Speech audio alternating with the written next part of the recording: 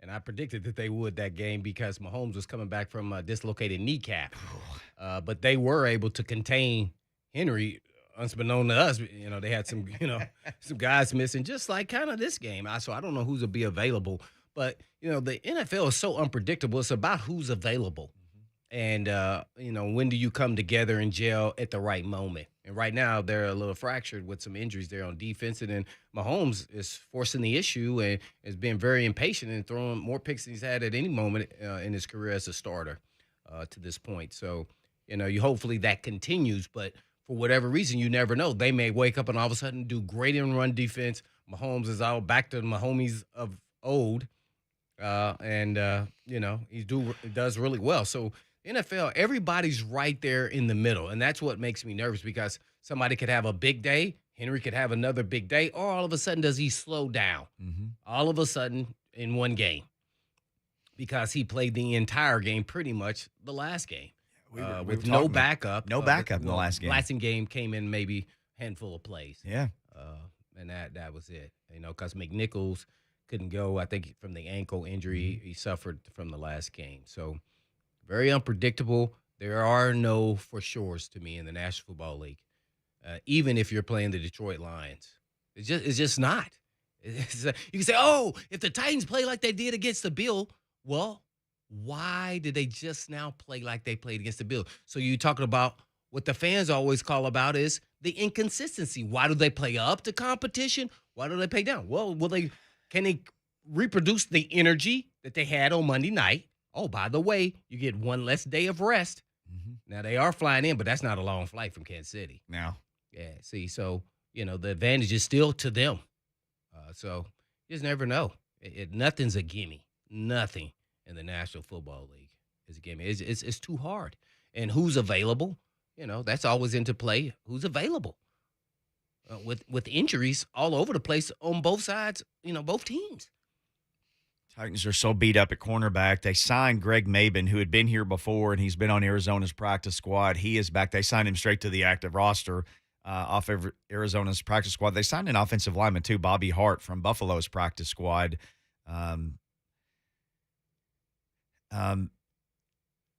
Even if you had all your cornerbacks healthy, the Chiefs just have to worry you to death just because. And they're going to throw it around the yard. I know everywhere. Andy Reid. I mean, he wants to throw it more than he wants to run it. I mean, seriously. For people who don't know, you played for the man. You know him. Yeah, I mean, we were in Philly. We were 13-3. They were pissed. I mean, and he would throw. He felt like a short pass to Westbrook or at the time, Dorsey Levens was from the Packers. Was a run play. So that's his philosophy and mindset. So they're going to continue that, and that can sometimes get you in a little bit of trouble against elite defenses. Let's say that. So he wants to hit the home run. He likes to splash. And he has a quarterback to do it. So I get it, but sometimes you have to be patient and run the football. And then, their starting running back is injured. So where they're at with that, do they get a replacement that he wants to give the ball to maybe 20 times or 20 touches a game? When you got Tyreek Hill and Hardeman and all these guys that are like track stars out there, man, making DB silly. And, oh, by the way, you look at the Titans DBs and you go, well, man, they got a couple guys down.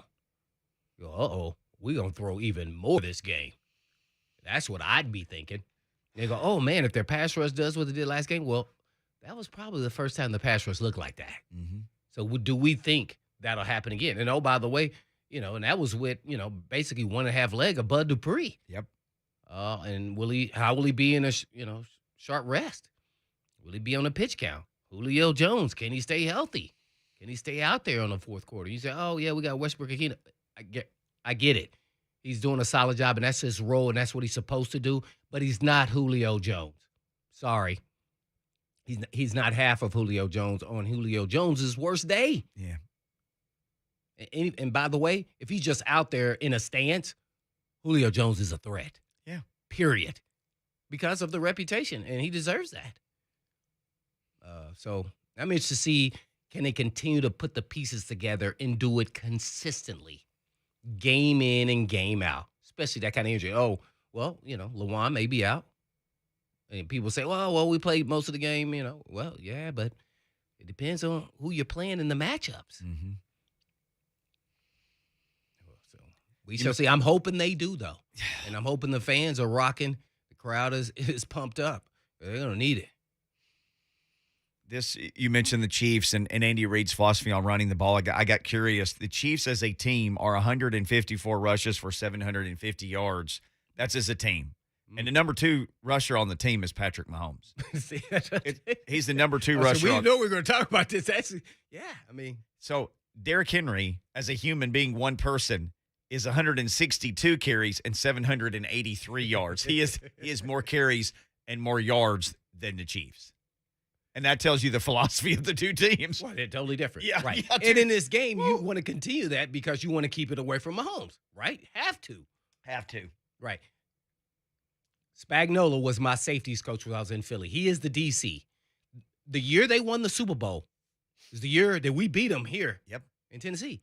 Guess what? Remember, their defense was in flux all the way until they got to the Titans game. Now, that was a little bit later in the season. If I was guessing, like 10th game of the season, 10th week or somewhere around there. And all of a sudden, they went on a run. From that point on, their defense finally figured it out and put it together, and they went on a run and won the Super Bowl. So I don't want this to be that game where they put it together. And I know Chris Jones, I know he's been injured. He is an elite D tackle. Yeah. And we keep talking about Jeffrey Simmons in that manner. He is not there yet. We need to stop that. He is not there. He did a heck of a play on goal line, and he's great against the run. He had a sack. Mm-hmm. He's gradually getting there. We're putting the cart before the horse, and that's how you set up a player for failure with expectations. I get it. He was a first-round pick coming off, but that doesn't. I mean, man, Chris Jones is a better defensive tackle than Simmons. That's a fact. Go watch him. So until Simmons impacts the game as a pass rusher, let alone a run stuffer, because he definitely is that, and he definitely has the motor. You may see him making plays down the field. Needs to take that next step. And then nobody wants to hear about doubles and you're a D tackle. They're doubling Aaron Donald. So stop saying he's Aaron Donald. There's only one of this guy. He's not that guy. He's not probably going to be another guy like that. I have some bad news for you, too. He returned to practice today. Who? Chris Jones. Uh-oh. You saw that. And that guy's, man. he causes problems in there now. 6'6", 298. That's a huge human. Yeah. Takes up a lot of space, long arms. Yeah, long arms. It can rush the passer. Yeah. And that's why I say that about I was going to say Russell Simmons. Jeff Simmons. That Def Jam. Yeah. Jeff Simmons. Because does he look like some of the elite? And now Aaron Donald doesn't either, by the way. No. He looks like a middle linebacker. He does. If you go watch his workouts, oh, my. Go check out his IG. As much as people, and let's just say this because you mentioned Aaron Donald. As much as we're all in awe of Derrick Henry and something freaky happens every week, that's been Aaron Donald for like 5 years at his position. Yeah. It's not even real what he does at his position. And it's pretty remarkable. Yeah. It's pretty remarkable. But hopefully Henry can keep carrying the team. I mean, I just don't know if we think that I know he's a cyborg, but at some point he has to slow a smidgen or somebody's going to make Tannehill win the game. So that you just don't know when that could happen. That was your question about Tannehill going into the season, though. We kept talking about this, and he's done in the regular season. Yeah. Can he do it in the playoffs? I've said that for the last 2 years. If somebody says, "Okay, we're just stopping the king, 17, you have to beat us," can he throw it 40 times and beat an elite team? Yeah. And that's what happens when you get in the playoffs, right? Everybody's elite, right? Yeah. And they have corners, and then that's where, mind you, that's where Julio Jones will then really show his impact. I believe that. I really believe that. I don't know if he can equate to getting us another regular season win. You would think he could. But the playoffs, I would dare the Ravens go one-on-one with A.J. Brown healthy in a flow and Julio Jones in a flow 4 games in, that they're playing at a high level. That's tough for any defense. Yeah, that's what's supposed to be happening. Just haven't seen it. Hey, Kevin is on the line. Real quick, let's get Kevin in here on the Mark Spain Real Estate Hotline. What's going on, Kevin? Hey, how you doing, sir? Yeah, great. I just want to know, do y'all think if Ray Lewis was still playing, do you think the King could run over him? Oh, man. Well, you're probably asking the wrong guy. Ray Lewis is a Hall of Fame player and a great player, but he's been run over before by numerous people. So it's not like he was Superman out there. Yeah, I do. I think Derrick Henry, yeah, I think he could. But could Ray Lewis also do a good hit on him too? Yeah, absolutely. You're talking to a guy who Lorenzo Neal told us he was going to run right through Ray Lewis's chest, and he did, and ran him over and rolled him up like he was a piece of carpet. So just remember, everybody gets got in the National Football League, myself included. Any great elite player, Dion to Rod Woodson in my era to any of the great running back, Emmitt Smith, Troy Aikman. I mean, go down the list. They've all gotten got. Aaron Rodgers throws interceptions, right? Yeah. Well, he's elite. Right? Mahomes, we see he 14 interceptions or something, whatever number he's at. Yeah, he's got 18 TDs, 8 picks. 8 picks. Yeah. Tied for second in the league with Trevor Lawrence. See? So, they are elite, but they make mistakes too, and they get got. Sorry, that happens. That's why it's unpredictable. Those numbers just tell you it's unpredictable. Yeah. The Henry can get anybody. He can run over anybody. But Ray Lewis also can get a big-time hit. As we saw, even when Ray Lewis was playing, and Eddie George got him back 2 years later, or whatever you want to say if he got him back. He got him. We still lost the game. That game it didn't make me feel any better about it, but I'm sure it helped his ego out. So, yeah, you can get got in this league. Guys are the best of the best. Remember, I talked about the one-on-one matchups. As long as you win more than they do. That's it. And you win. You win. Everybody think that way. Let me win 7 out of my 10. We win. We win. Because the guys are too good. You can't think you're going to play a perfect game. It's impossible. Trust me, I tried it every game. Yeah, it didn't happen, ever. But guess what? It didn't destroy me. It made me say, okay, let me continue to strive for perfection, knowing in reality, nothing is perfect. The same way as in life. Life lessons from the hitman. Can't top that. All right, we got to go then. I'm just letting it. Just let that simmer with you. Life lessons from the hitman. There's a lot of crazy stuff going on with a lawsuit and Jeremy Pruitt and Naaman Rick Barnes and everybody else. We're going to find out what's going on next. John Brice joins us from Football Scoop with all the latest on this and everything in college football. Even though nobody's playing right now, it is crazy in college football. We got John Brice next. Every sack and Big Titans defensive play happens with us. Sack! Harold Landry! Your home for every Titans game is 104.5 The Zone.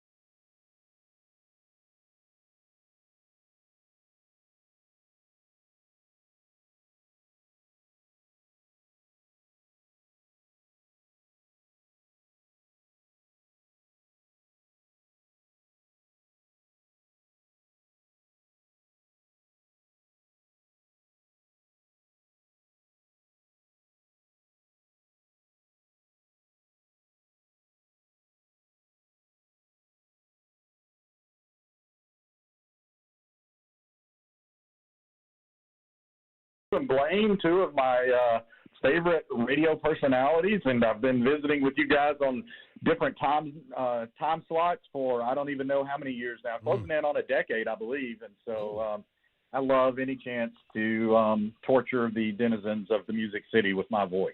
We need to just put a ring on it. We've been dating you this long, so we need to make this official somehow. You didn't happen to take a I'm bottle. Exclusive. I consider myself in an exclusive Nashville relationship with you. Hey, you didn't take a bottle of mustard and go to a football game on Saturday night, did you? No, I've wondered about that. I've tried to think about the oddest thing that I've taken to a football game or a concert or a major league game or what have you, and no mustard, not even A1. So I don't really know. I don't know what I have that can compare with that. Our buddy Mike Wilson thinks it may have been a flask that someone dumped out all the mustard and filled it with something else. Lucas says he's got a theory. Well, my theory is somebody ran into the concessions, grabbed the bottle of mustard, and then sprinted back out into the stands. Because I was in the game and saw a lot of bottle of mustards lying around in the concession. So bottle of mustards. To me, that's the most. So they don't use the I figured they would have the giant. I agree with you, but I got a hot dog at the game and I put mustard on it with a bottle of mustard. I don't know if it was the bottle that got thrown, but I know there were bottles in there. Yeah, I would agree with Lucas more so because you're going to be able to sneak in mini bottles easier than you could sneak in a French's bottle converted flat. I agree. So, mustard in your whiskey. That's a bold move, Cotton. Yes, it is. All right, so let's get to this. Jeremy Pruitt's lawyer has basically sent over a letter naming just about everybody and alleging some type of heinous behavior on the part of them in an effort to get his money from Tennessee. What all do you know, and what do you think is the end game for this? Yeah, great question, Mickey. I appreciate that. First of all, I would say this has been months in the coming. I was told literally within the last 10 days by some people on that staff a year ago, like, I'm telling you, Jeremy's not playing. He's preparing his defense. They need to settle. And so for all the names that were listed in that salvo, I don't think Jeremy wanted it to get to that point. Jeremy, first of all, let's make it clear, has no one to blame but himself for the way things went down, and he's an adult and he needs to take responsibility for his actions. But that does not mean that this is good for Tennessee or that this would not be potentially really damaging for Tennessee. And for as many names that were in that letter, the people I've talked to, including today, indicate that's not all the names that could be thrown out there into the public arena if this thing proceeds forward. So that's kind of what I know right now. It's been literally being discussed since January when he was let go that Tennessee better find a way to settle, come to the settlement table, do something, or Jeremy intended to fight. Do you think at some – I think we've always thought at some point there'd be some settlement for something. Yeah, look, here's the other side of that coin. I've talked with boosters that know that Tennessee has had conversations before this letter was published or became public. I know people had conversations on behalf of the University of Tennessee about potentially settling with Jeremy Pruitt. Now, I know when the first round of calls went out to people, they were not very well received, and people were frustrated. They were embarrassed, and Tennessee was coming off a atrocious 3-7 season, so nobody wanted to give Jeremy Pruitt any money at that time for all of those reasons. But it's something that Tennessee has looked at doing is settling with Jeremy Pruitt. And again, you had Donde Plowman say so emphatically, we will not be settling with Jeremy Pruitt, or he's fired with cause for all these violations. That means no buyout. I think that she was trying to take a hardline stance, and I understand completely why she did it, but she also made a really mad, wounded animal, so to speak, become that much more aggressive in defense of himself. And I don't think it's any secret that Jeremy Pruitt wants to coach at the college level again.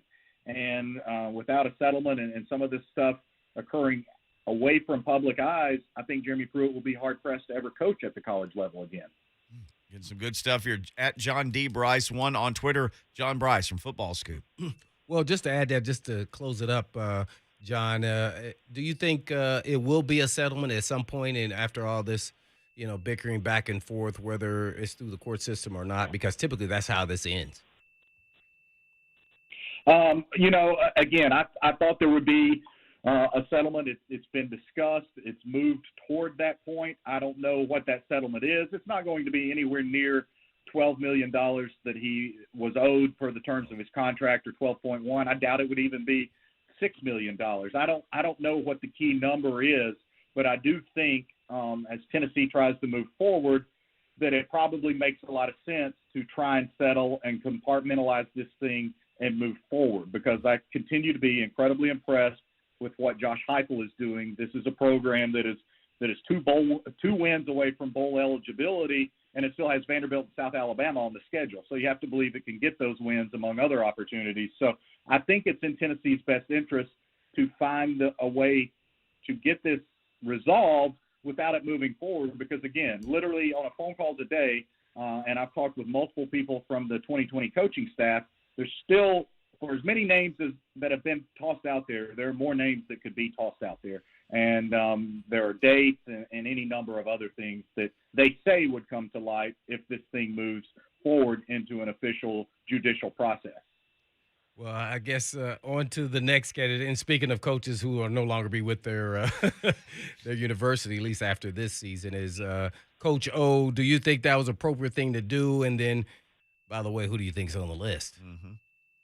Yeah, as it pertains to Coach O, I'm surprised only a little bit by the timing, and I'm surprised either that it wasn't a week before or that it wasn't until later in the season. But I also give LSU credit, because I do think it makes sense to have announced it after a big win, when everybody sees that the move is not being made emotionally one way or the other. And I think in the past, we've seen the emotions influence some of LSU's coaching decisions. And so, look, this was coming. I'll tell you right now, I was at a conference for the sports industry in May, and people were asking me about what jobs I thought might come open in the SEC. And I said at that time, I'm not sure we'll have an SEC opening this year. Right now, what I'm looking at, and people in college football a lot smarter than me, about a half a dozen of them said, Brice, are you forgetting about LSU? And none of these people were LSU employees. So I tell you that story to let you know people in the industry felt like this was coming sooner than later. And with USC having already announced its move to fire Clay Helton earlier in the year, it makes sense for LSU to be proactive and to do so now. The program just has had way too much turnover since that national championship season. I've lost track of how many assistant coaches have come and gone since 2019, but I know for a fact it's double digits. They've got around 8 new coaches on staff just this season alone. Well, which job do you think is a better job, USC or LSU? That's a question I've been asked a lot. I contend wholeheartedly that they're both top 10 jobs in the country, maybe top 5 jobs in the country. I think that USC is an easier job. I think that LSU is a higher profile job, because LSU football means more in the state of Louisiana than anything. I would contend LSU football is bigger in Louisiana than New Orleans Saints football. I think it's just different, and it pays more. It pays more at LSU than it pays at USC, and it's a heck of a lot cheaper to live in Louisiana than it is to live in California. So USC is a great job, and in my opinion, an easier job. LSU is a more high-profile job in a league that tends to pay a little bit more and gains a little bit more notoriety. We're on with John Brice with Football Scoop. I have a couple more questions Vol related, and that is after the fans or select fans, whoever they were, that threw ketchup, mustard, water bottles, whatever, golf balls, whatever. What do you think universities and conferences can do to kind of prevent something like this from happening again?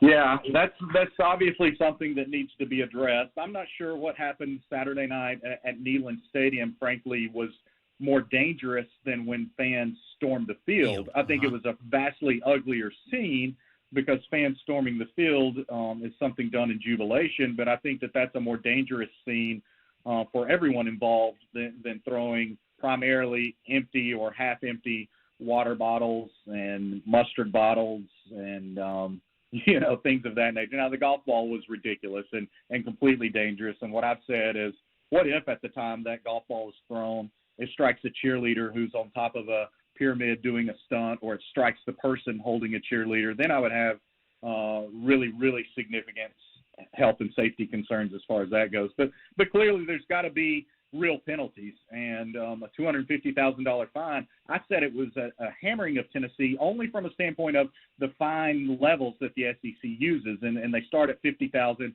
go to $100,000, and then escalate to $250,000. So they hit Tennessee with the max $250,000 fine. We all know that that's chump change in the grand scheme of things for just about every single SEC football program. But I think there needs to be real penalties. I don't agree with these people claiming they should have to play in an empty stadium or anything like that. I don't know the answer. It needs to be addressed. I will say this: the other thing that could alleviate a lot of those concerns, in my opinion, would be better officiating and better transparency and accountability for your officials.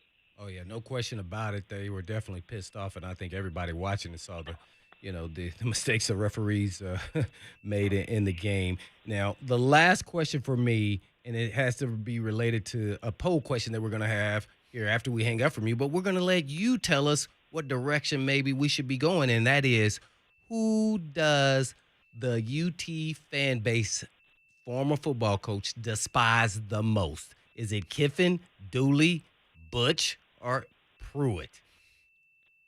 Oh, wow. Let's start this party right now. You let us know what you think, John. I honestly, when you began that question, assumed it was going to be who is your favorite guest, and I naturally was prepared to vote for myself. Sure. But I think You are. I think my gut reaction would probably be, I still think there's more visceral disgust as it pertains to Butch Jones from a lot of the Tennessee fan base. For as many Tennessee fans that were mad at Kiffin, there were a lot of them that were mad at Kiffin Saturday night because he wasn't their date, because he was there with the Ole Miss queen instead of the UT queen, so to speak. And so, and I know I have a lot of friends and season ticket holders who had said all last week, gosh, I wish he was our coach and things like that. So I don't think it's him. I don't think it's Dooley. I think it would probably be – I'd be surprised if Pruitt and Butch aren't the top two vote getters in your poll. And then just quickly, the last question you asked me to tie it up a little bit further on officiating. Look, we expect the coaches, and they're paid a heck of a lot of money, so they should be held accountable. But the student athletes aren't paid money, and yet they face the music after every game, win or lose. It may not be all of them. It may just be a handful.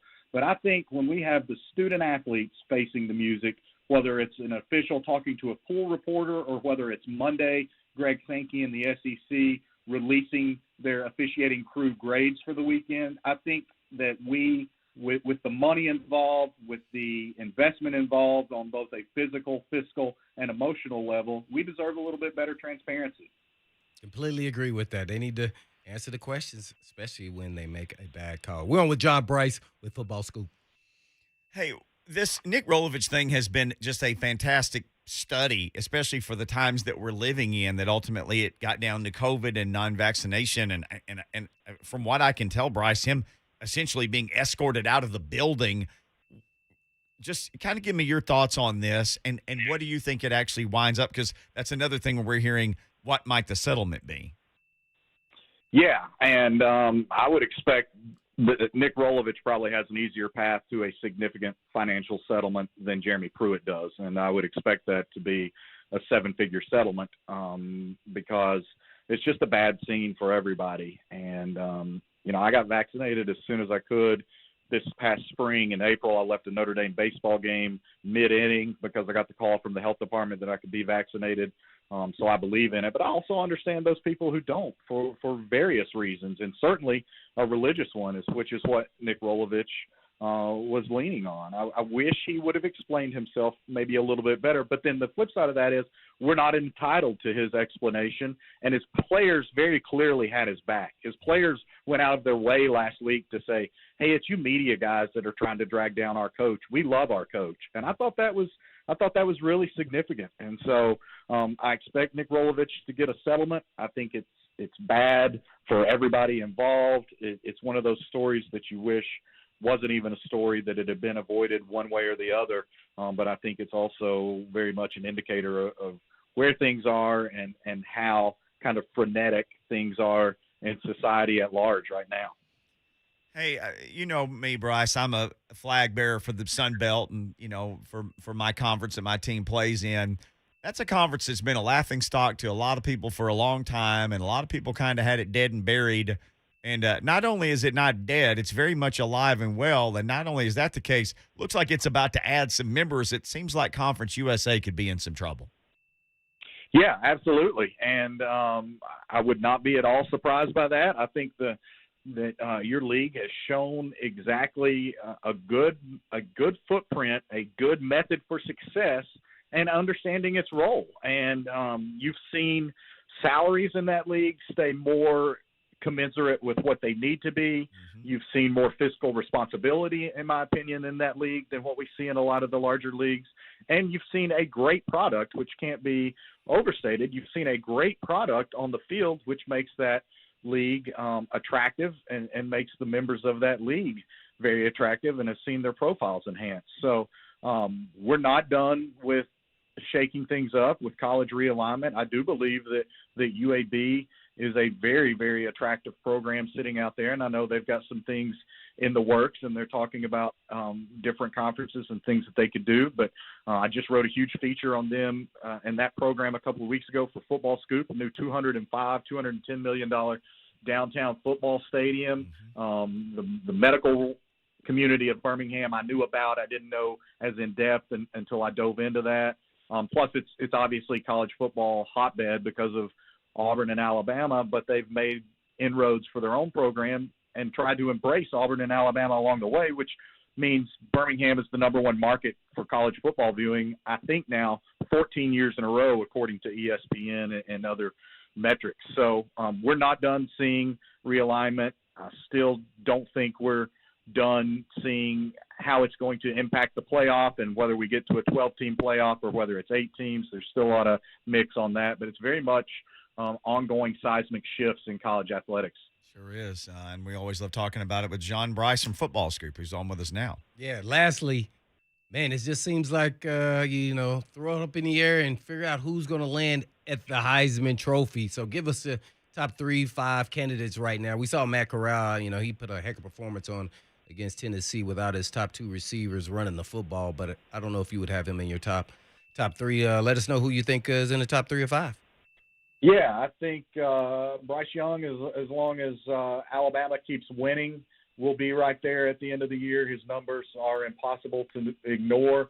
If Matt Corral and Ole Miss can win out, and they've still got some very tough games on their schedule, if they can win out after that gritty performance that he had on national TV Saturday night, carrying the ball 30 times for nearly 200 yards, I would expect Matt Corral to be a finalist. And then I'll be honest with you, I think the best player I maybe have seen this year who could get Heisman contention would be the Texas running back, Deshaun Robinson. And he is really, really, really good. And if Texas had won one of these past 2 games instead of blowing giant leads, I think we'd be hearing more about him. But those would be my 3, the Texas running back and then the 2 quarterbacks. I really, really like that Texas running back. Man, he is fun to watch, and he's really, really good. Brice, always fun talking to you, man. At John D. Brice 1, people can follow you there. Of course, anywhere they want to follow FootballScoop as well. You and that staff do just an incredible job keeping people up to date on college football from top to bottom and everything else, man. We appreciate the time. Hey, appreciate you. Always glad to have a phone date with you boys. Yes, sir. John Brice. All right, the Hitman has the question. We're about to put this out on Blaine and Mickey. This is for all you Tennessee fans. In light of the fact that you're being sued by one of these gentlemen right now, and inside that lawsuit is named another one of these gentlemen, Dooley, Kiffin, Jones, Pruitt. Which one of these coaches do you, what's the word? Despise the most. Phone lines are open, 615-737-1045. It's Blaine and Mickey.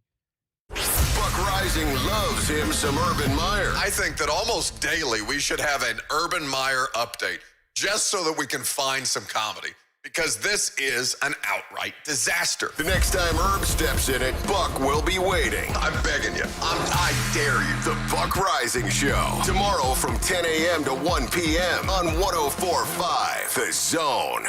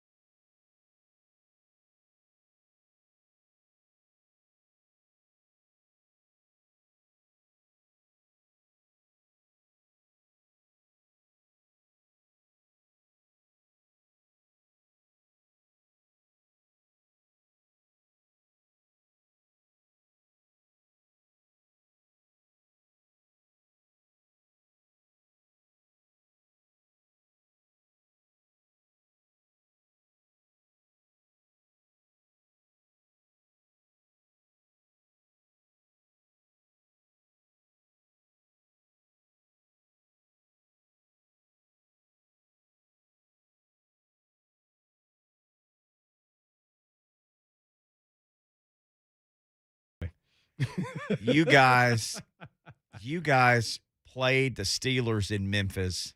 I was at that game, the Oilers-Steelers game. Tennessee Oilers. Tennessee Oilers. It was raining, wasn't it? Was it or no? No, maybe for a while because they handed out yellow ponchos, remember? Yeah, that's what I remember. And it became I felt like it was a home game for the Steelers. But I think the Whitehaven High School marching band played the halftime, and they did. I wouldn't know that. I know you were lining up second half game plans.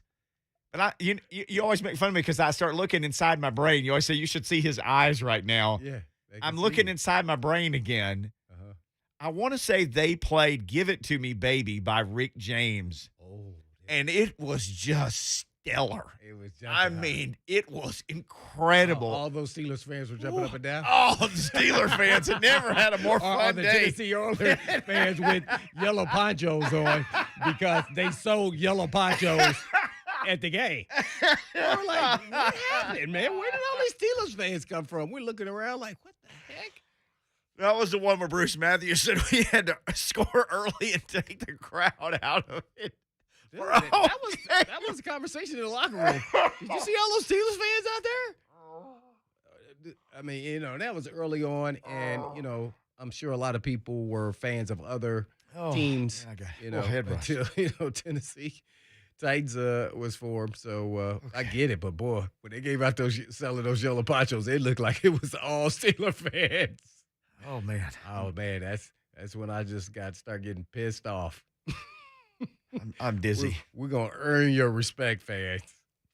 We got some people on the Mark Spain Real Estate Hotline. So here's the question: Jeremy Pruitt is suing the University of Tennessee, trying to get some money.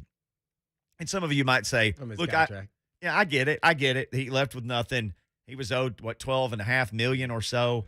I get it." But he named a bunch of other people, including Rick Barnes. It was like, "Oh, wait till you see what Rick Barnes did." His attorney sent a letter, named a booster and AAU basketball coach and Donde Plowman and Rick Barnes and all kinds of people, and said, if we don't settle by X date, then all this bad information is coming out. Yeah, well, that's an implied threat, no question about it, and that is because he obviously has some inside information, whether it be emails or they were all sitting there, and he knows some conversations that they don't want to go public will force you then to settle. So he's saying, you mess with me, I mess with you. So, so that's kind of where this goes. And because most coaches are going to get a settlement out of this, he's going to win regardless. Now, he may not win on getting the full amount. As I understand it, this is the same attorney who had the Kansas coach. And who got 2.5 of his $3.5 million contract that was left for his buyout. So I'm assuming he'll at least get half. Maybe they're fighting over a couple $1 million, just guessing. I have no idea, no inside information on that, but that's what it tells me. And they don't want their dirty laundry out there to the public so everybody can view, regardless if he was right or wrong and take ownership. Well, he has no choice but to take ownership, but that's why all these coaches are getting pretty much free money. Coach O is getting free money to coach the rest of the year, and then you can leave. Right. Yeah. So how much you think he's going to be all in the rest of this season? Really? Come on now. Yeah, so, I mean, that's just the way of the world of college coaching. You can be pissed off at him all you want to, but everybody else is getting their buyouts, so he's looking like, well, I'm going to at least get the majority of mine. Yeah. Let's get a couple of these phone calls. Let's get Tony. Let's get Corey. Tony was up first, though. Tony, what's going on, man? Hey, good afternoon, guys. How are you doing today? Mickey Blaine? Doing well, buddy. So, you didn't even have to put a list together for me to say that Jeremy Pruitt is by far the most despised coach in my mind in UT football history. And that's a good list of guys that I don't like very much. But here's the thing with Pruitt, man. The guy cheats and gets 3 wins in his last season. He had, in 2018 or 19 it was, he had like the number 13 or 14 class of recruits and only could win 5 games. We lost to Kentucky for the first time in 36 years. And I tell you that, you know what the worst thing to me is about Jeremy Pruitt? He has the most boring press conferences, pre-game, after game, whatever. Because you ask him a question, say, "Well, Coach, how do you guys think that your matchup this week?" "Well, we've done some things, and And I just hate his voice. I thought that was Pruitt, man. You almost fooled me there. And yeah, we made a couple of adjustments, and we feel good about the upcoming opportunities. And then you get beat by Kentucky. So look here, Pruitt. On top of that, man, we gave you an opportunity to come over here and change Rocky Top from Alabama. You can go over there and sit as a senior defensive assistant in New York with the Giants and stay there, buddy.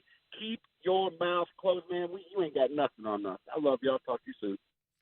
Man, all right. And him for Pruitt. Let's do this real quick. Corey in Hendersonville. All right, Kiffin, Dooley, Jones, Pruitt, where do you stand? Well, actually, I don't have a dog in the fight because I'm a Georgia Bulldogs fan, so I really don't care. My question was actually regarding what you were talking about just a second ago with the Oilers playing in Tennessee, and I wanted to ask your opinion on something. Obviously, we know that there's been several times where teams have changed cities, and they haven't changed names. Like the Raiders went from Oakland to Vegas, and they kept their name. What was behind Bud Adams deciding to change the name from the Oilers to the Titans? Corey, appreciate the phone call.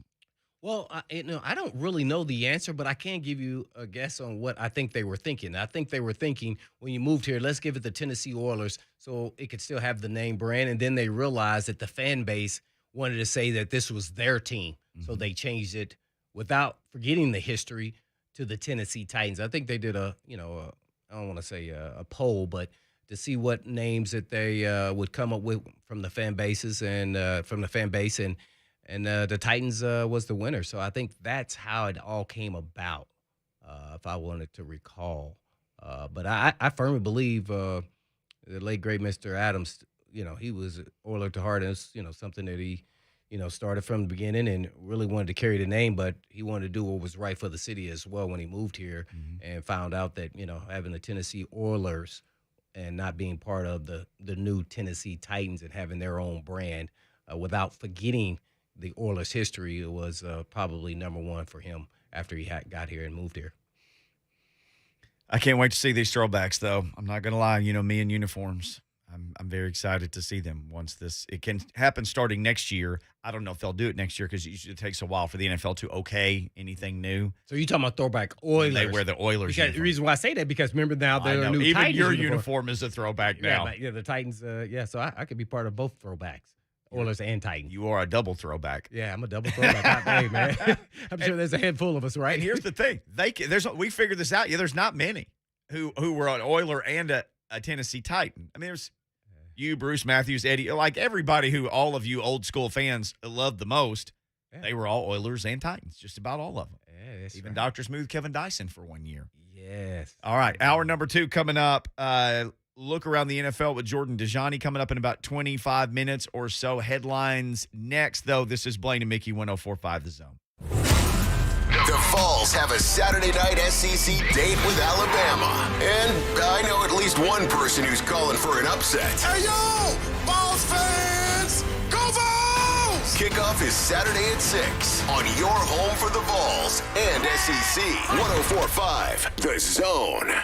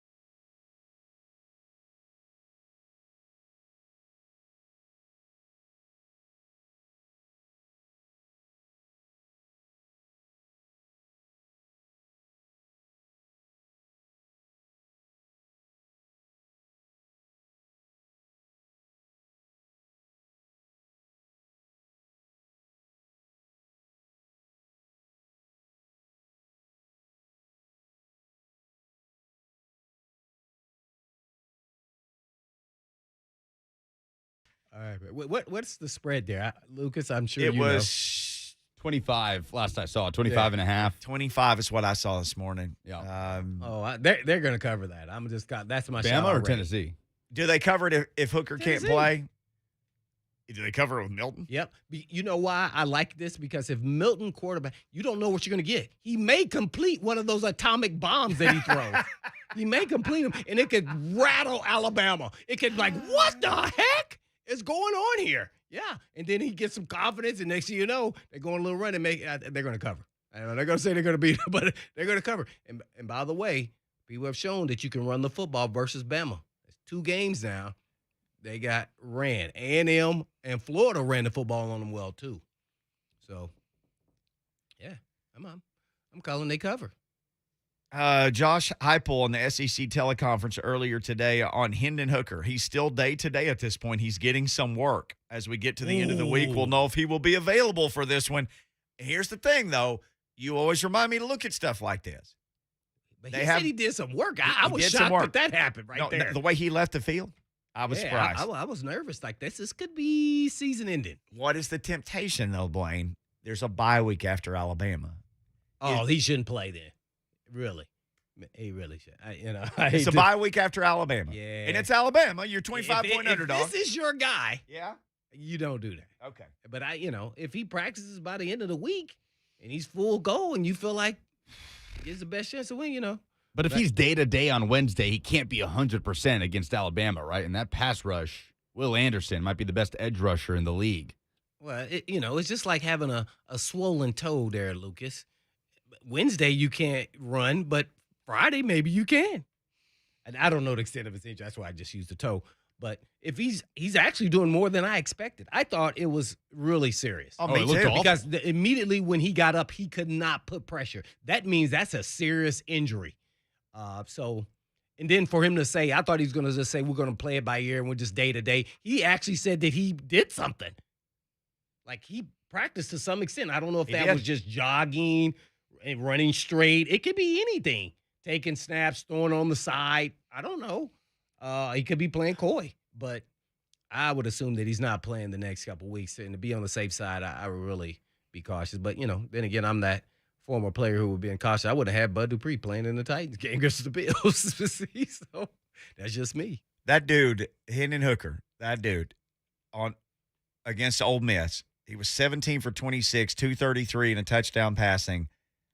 That rascal was 23 for 108 rushing and a touchdown. Mm-hmm. Until they had to carry his butt off the field. And Matt Corral was incredible in that game, too. He ran for, 198 or something? Yeah, that was a fantastic football game. It really was. And I hated that some knuckleheads throwing stuff became – and how bad the officiating was at times. But that didn't give you a right to throw stuff. It does not. Though I'm saying I hate that became the focus after the game. It was a great game, great so atmosphere good. And everything. No. It was so good. But Hendon Hooker, man, what a revelation for this Vols football team. But so here it is. You got Alabama. That's Saturday night at 6 o'clock at Bama. Then you got a bye week. Then you got to go to Kentucky. Then you host Georgia. And then it's South Alabama and Vanderbilt both go to Knoxville. I mean, we're getting closer and closer to the end of it. It's the end of the season is coming up so fast here. But you've won 4 games. You've got 2 eminently winnable games at the end of the season in South Alabama and Vanderbilt. I'm just saying. Right. They're going to be big favorites in both of those games. You come away with win maybe Kentucky. Maybe. So do you say Hooker's healty? Yeah, I would say so. Do you try your best to keep Hooker healthy for Kentucky? Don't you want a healthy Hooker? That's me. Yeah. I'm going to tell you one thing. Coaches are thinking, I want to win now. You ready? I know. I'm ready. You ready? Okay. And the player actually is going to hurt himself. He'll be like, yep, I'm ready. When he should be like, I don't know. I'm still feel a little stiff. So sometimes that's why you have to, keep players from themselves really and hurting themselves further. So, yeah, I'd err on the caution side. You got Milton. That's what you have 2 good quarterbacks. One's just a little bit more accurate than the other. A little more comfortable in the system. So why not give Milton a shot and see what happens here versus Bama? Would you consider doing the thing? Let's just say on Friday, they look at Hooker and Lucas said, "It's you two." Would you consider this? let's just say on Friday they're like, okay, he can't go. He's just not ready. Let's let him rest this week and next week, and then we take a shot at Kentucky. Would you do something where you had a Wildcat package and Milton and Bailey, where you had a little something for everybody just to throw different looks? Or would you be like, Milton, you're about to go just play the whole game? Or would you try to mix it up some? Well, based off what they've done so far, and I'm only basing off what people who have played, the kids that have played, I'm thinking they're just going to go with Milton. Yeah. And they're going to prepare Bailey to play if back up. If something happens to Milton. I would err on the side of caution and just see what we got and move on, and get a bye week and go with Hooker after that. Yeah, I wouldn't play him. I wouldn't do no special package for anybody. Just go with Milton, run my offense. Go with Bailey, run my offense. Maybe do you run it a little bit differently because of their skill sets? Yes. But other than that, I'm not doing that. Well, with Milton, you're sure going to take some downfield shots because they sure did when he was the quarterback. And he can run, too. He's mobile. And Bailey, for what it's worth, is mobile when he has to be. Yeah. Now, is he a runner like the other two? No. But he has some mobility to him. So, but you're not, calling run plays for him. That's for sure. No.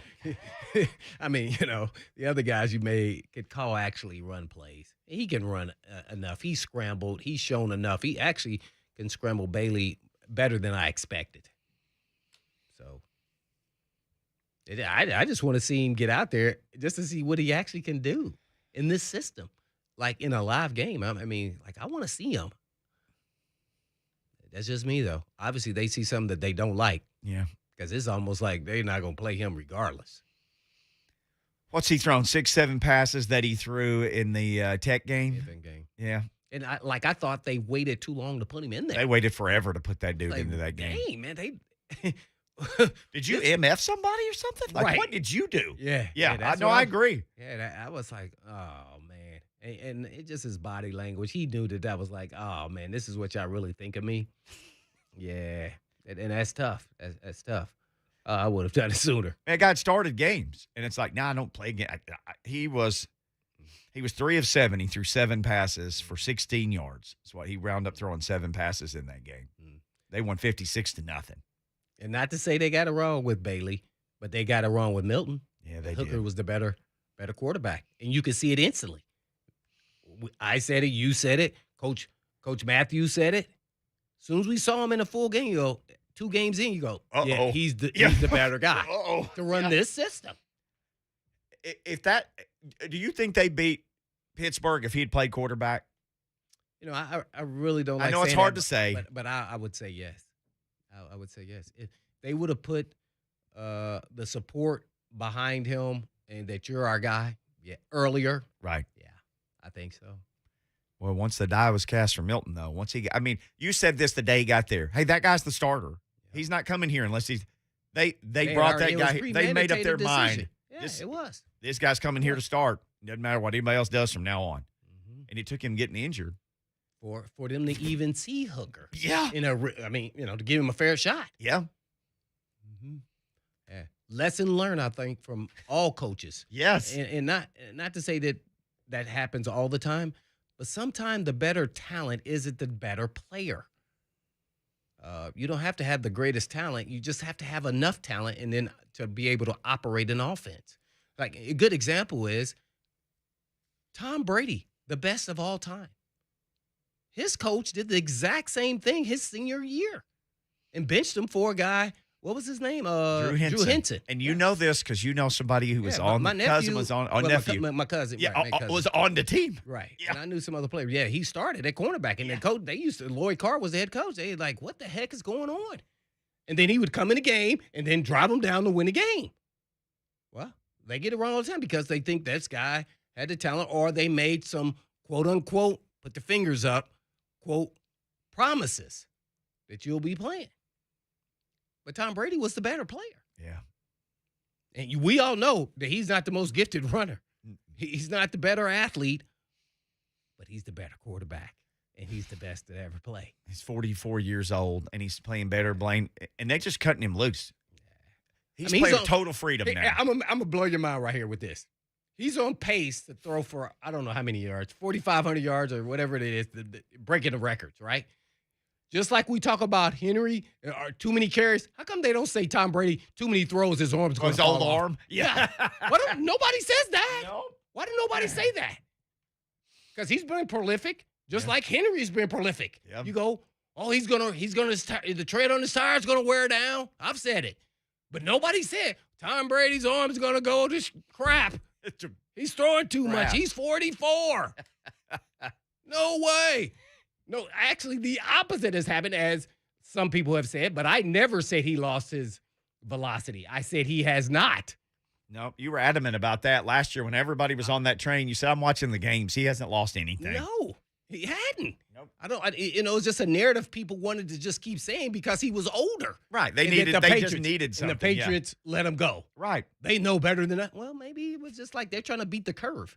We want to get rid of him before he starts going down. Right. So, yeah.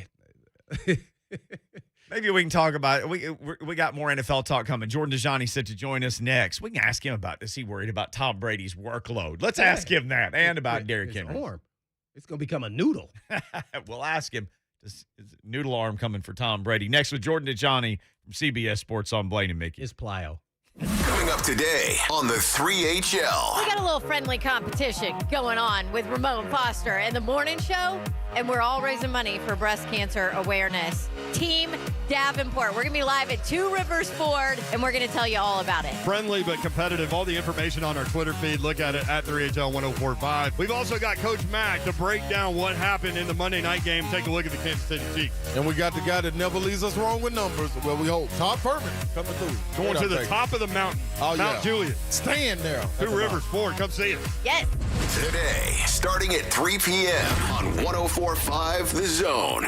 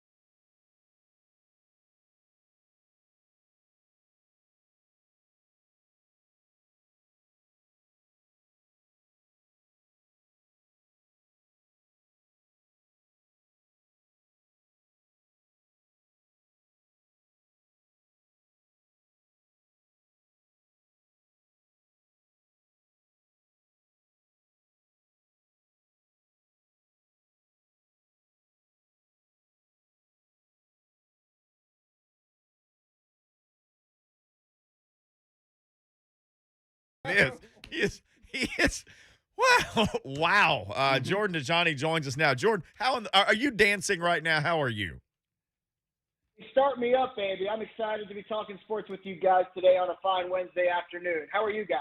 Hey, we're doing awesome. I was dancing there just because I was so excited that you were coming on there, Jordan, because I did not realize that you and our main man, Lucas Panzigas, are only like a year or so apart. Yeah, I didn't know you guys were so close in age, man. We are so close. Yeah, I keep my age off the airwaves, I guess, for good reason. But yeah, me and Lucas are close for sure. But both attended the University of Tennessee. He's a good guy. At the same time. So you guys had class together? That's a good question. I'm not sure. If we ever had a class together, Jordan. Come on, man. You guys should have been in the same major, right? Yeah. Yeah, for sure. We had a group of mutual friends who we were like best friends with. But Lucas and I weren't like best friends in college. But after the fact, we've definitely become close. Oh, okay. Well, this is only appropriate for you and for this question, and that is, what coach from Tennessee football program do you think not only you but the fan base despise? And we know the laundry list of Dooley, Butch, Pruitt, and naturally Kiffin.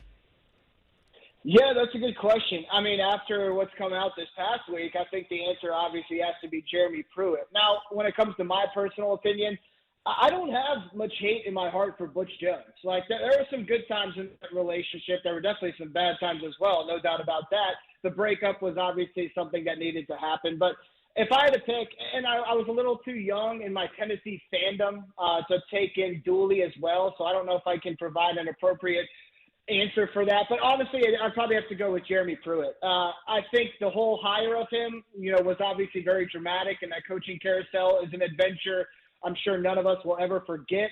He didn't have experience as a college head coach, just a high school head coach coming into this job. Obviously, there were some serious questions.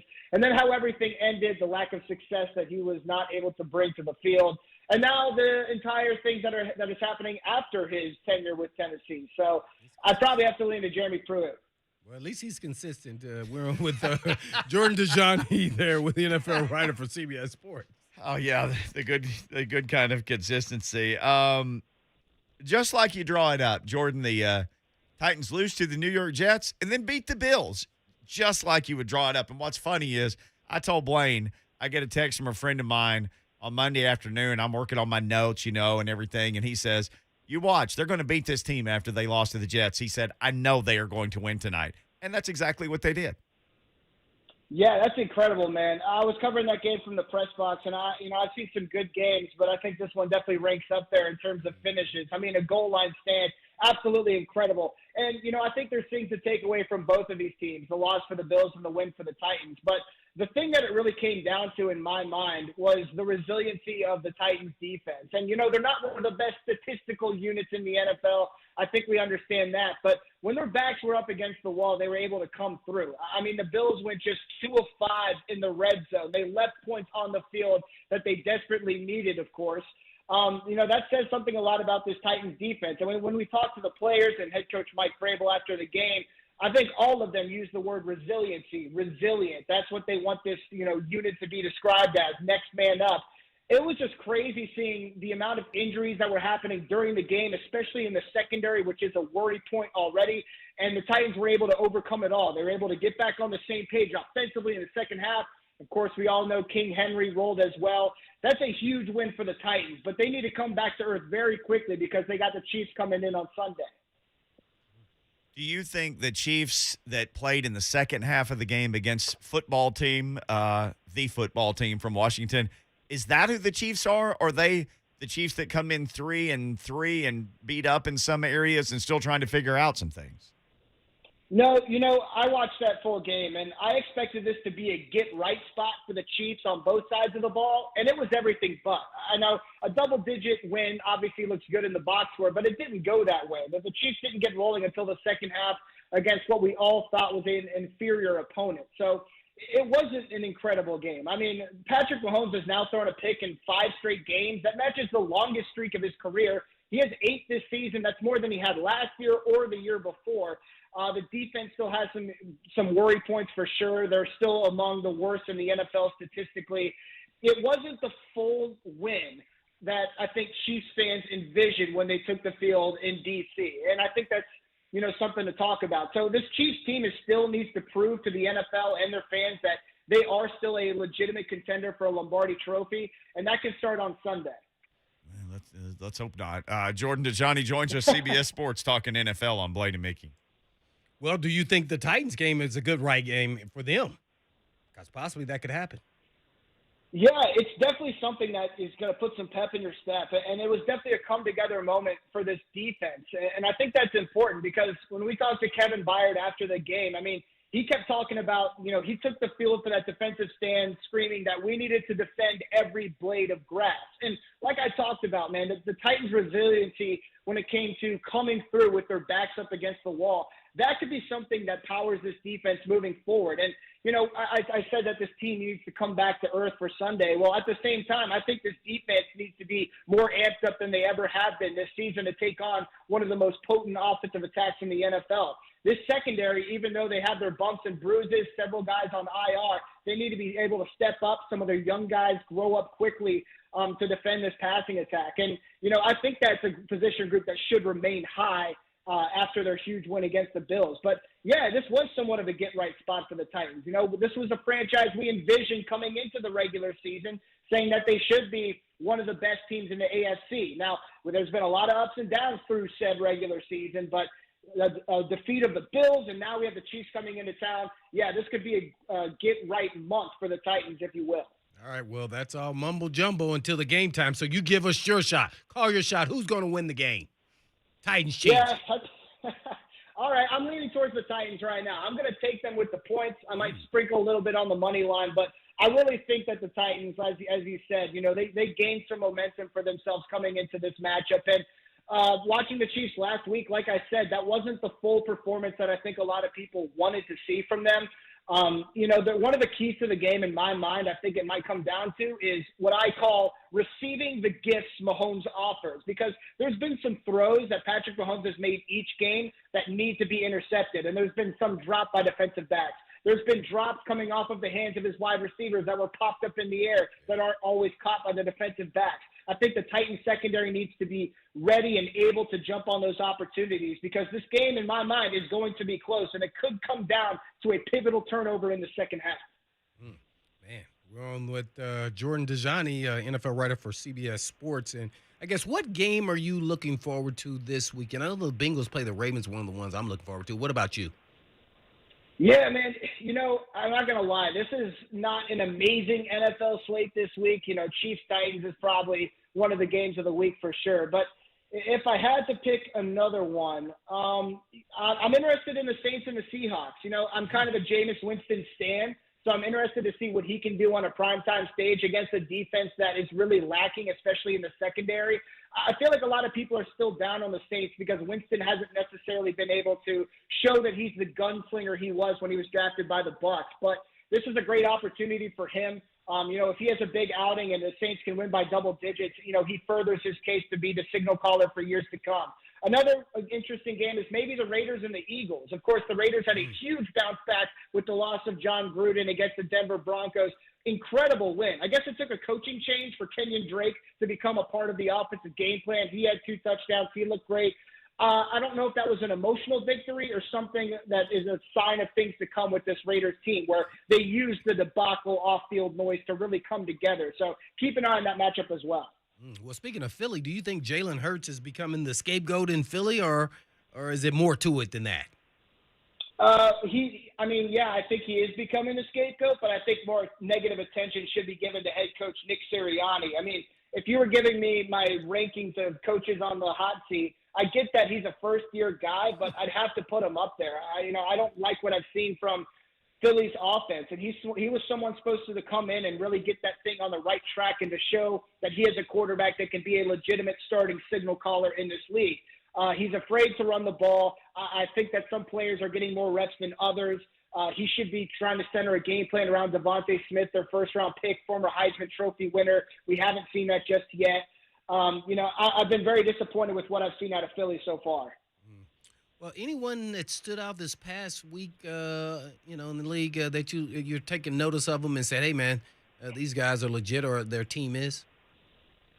Yeah, I think the Baltimore Ravens win over the Chargers was an exclamation point. I mean, coming off of a dramatic Monday night victory, a comeback victory, I thought I identified this spot as maybe where the Ravens could falter, especially against the hot Chargers team, coming off of an emotional victory of their own, no doubt.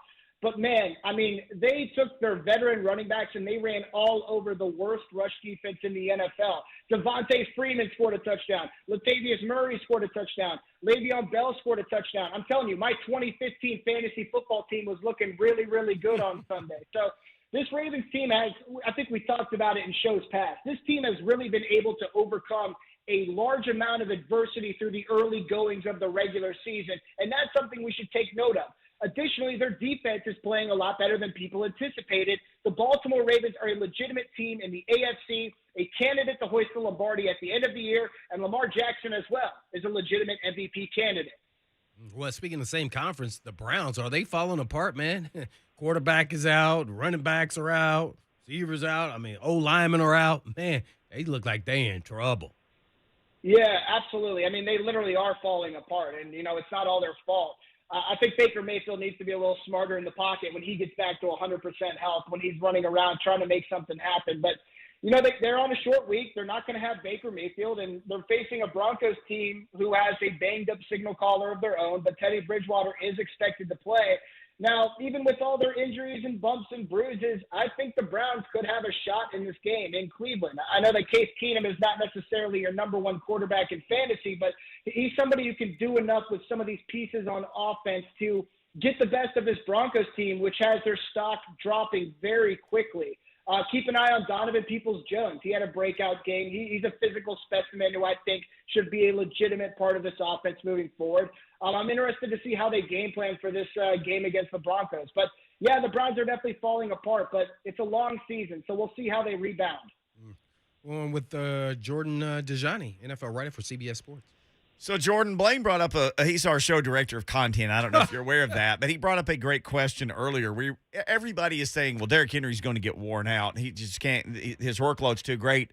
Blaine said there's a 44-year-old quarterback in Tampa who's on pace to throw for almost 6,000 yards. Is there any worry that his arm's going to wear out? Because nobody seems to be talking about that. Yeah, what about that? He's averaging 7.7 yards per attempt. That's more than he's averaged over the past 2 years or 3 years, really. Maybe we should hold back Tom Brady a little bit for this Buccaneers offense, save him for the postseason games, right? Right. I mean, he's attempted 10,865 passes in his career in the regular season. So, yeah, you can tell the workload is definitely getting to him. No, but, I mean, devil's advocate, when it comes to a running back, obviously you're taking more hits, than a quarterback does. But at the same time, I mean, Derrick Henry, he's a physical specimen, right? That's a guy who doesn't get injured. He's only missed, one game over the past 3 seasons. He's faster than everybody. He's bigger than everybody. I think that's why he should be, we need to take a second and just sit back and accept that we're watching greatness. I'm going to tell my kids that I got to go watch Derrick Henry run on Sundays and talk to him in post-game press conferences. I think he's a future Hall of Famer. He's just a physical specimen. So maybe all the running back talk we talk about with other guys around the league doesn't necessarily relate to Derrick Henry. Yeah, that sure seems to be the case. Hey, I may ask you this again, because I think we'll talk to you one more time before, but are you expecting anything major to happen with the trade deadline? Like, for instance, the Titans could probably use some help at cornerback. I don't know. Are you hearing anything trade deadline-wise? No, I haven't heard anything, and I think that we're going to see stuff, the same stuff that we see every single year, where there's a lot of noise coming into it, and then we're kind of let down by the lack of big trades that actually came to fruition. I got to give a shout-out to Bill Barnwell at ESPN. He brought up something on his podcast recently saying that the Titans should give a first-round pick to the Dolphins for someone like a cornerback Xavier Howard, because he talks about the window the Titans have right now for winning a Super Bowl, and while we talk about a window for winning a Super Bowl, it's very subjective. I kind of agreed with him. I thought that'd be an interesting move. At the very least, if I was the Titans, I'd be poking around the market for a defensive back. Someone that sticks out in my mind might be Kyle Fuller with the Denver Broncos. He's had a very rough year so far, and the Broncos are pretty deep at cornerback. So maybe that's a veteran you can steal and try to implement your system with him in it. Maybe he can get a fresh change of scenery or something like that. A couple other candidates to maybe keep an eye on are Cleveland Farrell from the Raiders, Marlon Mack, the running back from the Colts, of course. I think Brandon Cooks is someone you always should watch. He gets traded every year. He's a good player. Yeah, he's a very good player. Absolutely. It's like a team acquires him, and then they say, hey, he's really good. You want to trade for him? And finally, I got to bring it up. Another name to keep an eye on, and I've not heard anything about this, but I think we just have to bring it up, is, of course, Houston Texans quarterback Deshaun Watson. With the trade deadline looming, maybe something happens, maybe something doesn't, but just keep that in the back of your mind. Jordan Dajani, his weekly visit going on right now with us here on Blaine and Mickey. He's from CBS Sports. Yeah, Jordan, I guess one more before we let you go, and that is you just said Lamar Jackson's up there. Who else is up for the MVP in your mind right now? Yeah, I think the favorite probably has to go to Kyler Murray right now. I don't think I'll be placing money on him. I don't know if I'm biased against the Cardinals, but I think everyone's kind of waiting for, a moment where they face adversity and, maybe they fall off just a little bit from the prospective Super Bowl champions we all analyze them to be. Another player that I'd probably place money on right now is Lamar Jackson. I talked about that earlier during this interview. A couple others would be Matthew Stafford of the Rams. And then why not take a little bit of a flyer and take some on Derrick Henry? Not a lot of money, guys, though, because it's hard. It's running backs, for whatever reason, can't win MVP. It's a quarterback-driven league. But I'll say this. When it comes to Offensive Player of the Year, Derrick Henry's the favorite, but it's still plus money. Go ahead and take the money right there. There you heard it. Jordan Dajani, NFL writer for CBS Sports, man. Appreciate it, Jordan. Yes, sir. Thanks, Jordan. Always good talking to you, buddy. And we'll talk to you again next week, same time. Awesome. Thank you so much, guys. Have a great show. Yes, sir. Thank you. Jordan Dajani, our buddy from CBS Sports. All right, we got a poll question out there on Blaine and Mickey, at Blaine and Mickey. Several people have responded to this. Which former UT coach do you despise the most? This came about today because Jeremy Pruitt's lawyer sent a letter to the University of Tennessee, in effect saying, we are going to release a whole bunch of bad stuff. And he named a bunch of people in the letter, Rick Barnes and Phil Fulmer and Dondi Plowman and all kinds of people, in an effort to gain a settlement from the University of Tennessee. So the question was, hate's a strong word. We don't want you to hate anybody, but which former UT coach you despise the most? Kiffin, Dooley, or it would be in order, Dooley, Kiffin, Butch Jones, Jeremy Pruitt. We'll give you an update on the poll. If you want to join that discussion, 615-737-1045. It's coming up next. Blaine and Mickey. Coming up tomorrow with Buck Rising. Man, Titans linebacker David Long had a massive game against the Buffalo Bills. He'll be our guest at 11:15 before he hits the practice field. Mike Golick Jr. of ESPN will break down a lot of what's happening in college football from an X's and O's standpoint. He'll join the show at 12:20. Don't miss a minute. The Buck Rising Show. Tomorrow, 10 a.m. to 1 p.m. on 104.5 The Zone. Let me tell you about the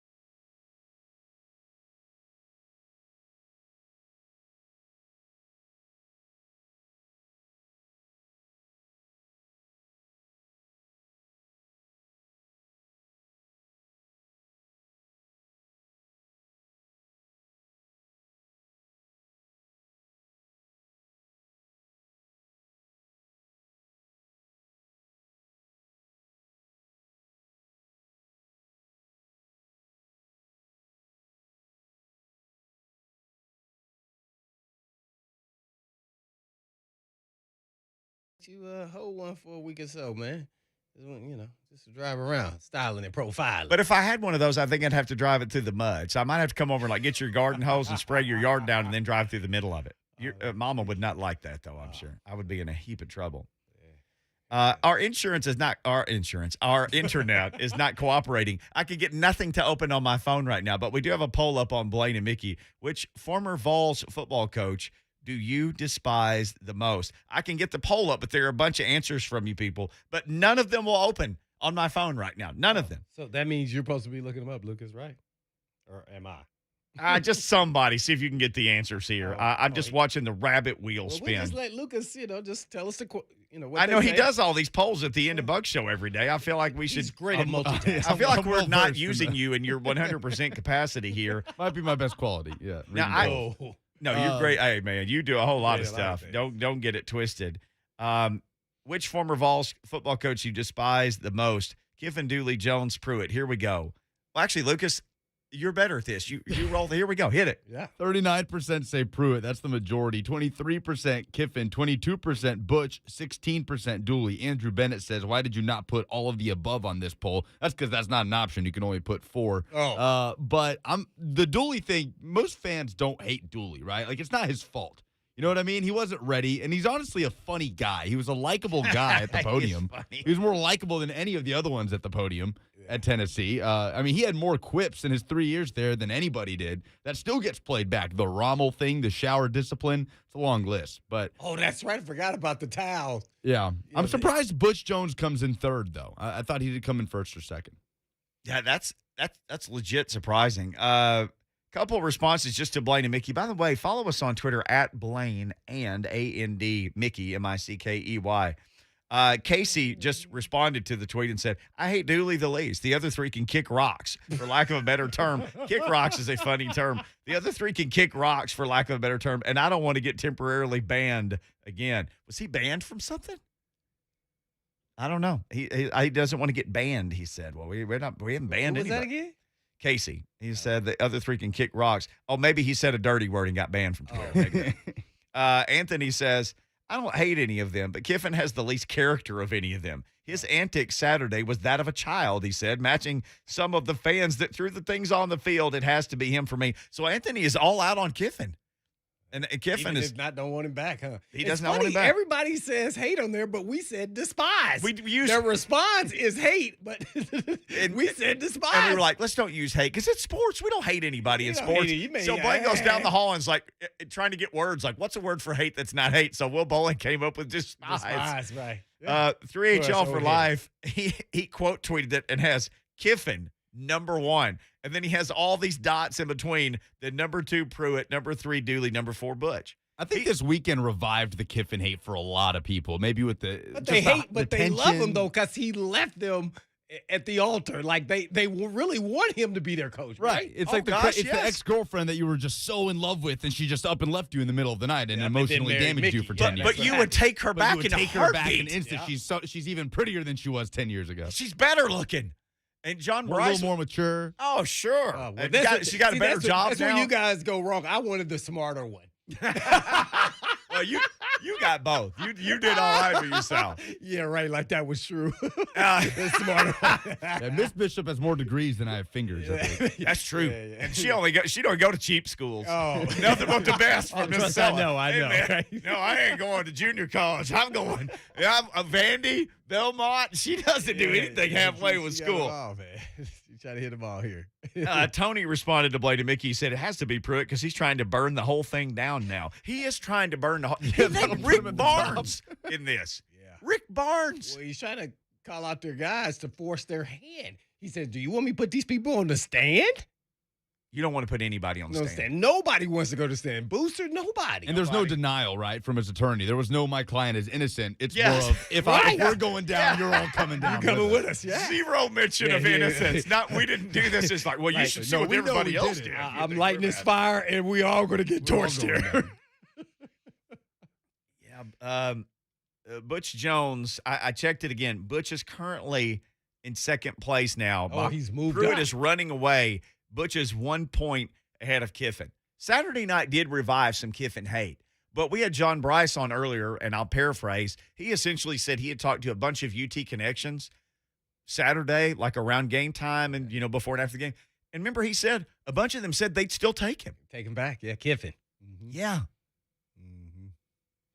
Yeah, and his name is getting mentioned, I'm sure, for the LSU. Has to be. And for him, that's a real decision. Because you can win a national championship at LSU. It just happened like 2 years ago. It just happened.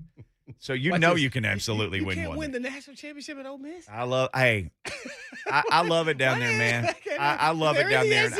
And I know, but I love it down there. And it's a beautiful place. And the Grove is magical. And it is an amazing place. But no. Win one